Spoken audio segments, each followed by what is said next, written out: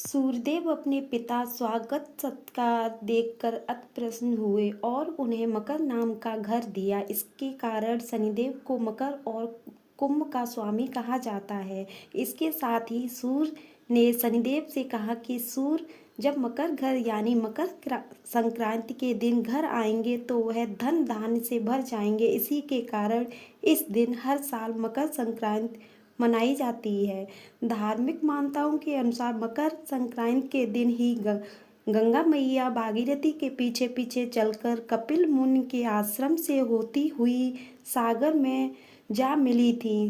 कहते हैं कि इसी दिन भगवान विष्णु ने असुरों का अंत किया था। साथ ही इस पर्व की एक कहानी धर्मराज से भी जुड़ी है, जिससे इस पर्व में जरूर पढ़ना और सुनना चाहिए।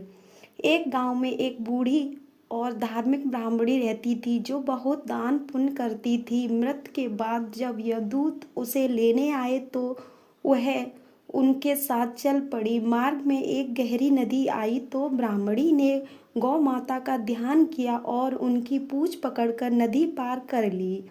ब्राह्मणी धर्मराज के मंदिर पहुंची, जहां वह सोने के सिंहासन पर बैठे थे और चित्रगुप्त उनके पास बैठे थे। चित्रगुप्त ने ब्राह्मणी के सभी धर्म और कर्मों का लेखा जोखा सुनाया।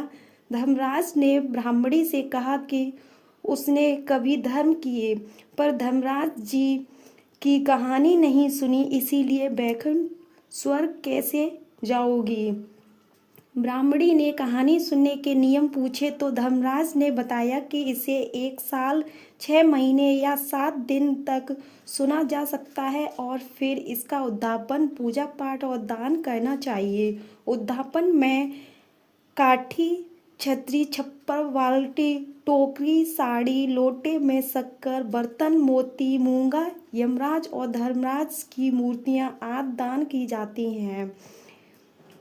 जब ब्राह्मणी अपने गांव लौटी और पड़ोसियों को कहानी सुनाई तो सभी गांव वाले भी उस कहानी के महत्व को समझने लगे और सबने मिलकर कहानी सुनी। जब स्वर्ग से विमान आया तो सभी गांव वाले भी बैठ गए। धर्मराज ने पूछा कि वे सब क्यों आ गए तो ब्राह्मणी ने कहा कि यह कहानी सबने सुनी है, इसलिए सभी को पुण्य मिलेगा चाहिए। तब धर्मराज ने सभी गांव वालों को भी स्वर्ग में स्थान दिया।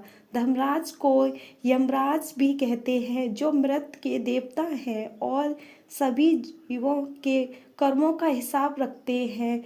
चित्रगुप्त उनके सहायक हैं, जो पृथ्वी पर सभी के अच्छे बुरे कर्मों का लेखा जोखा रखते हैं और उनके आधार पर निर्णय लेते हैं।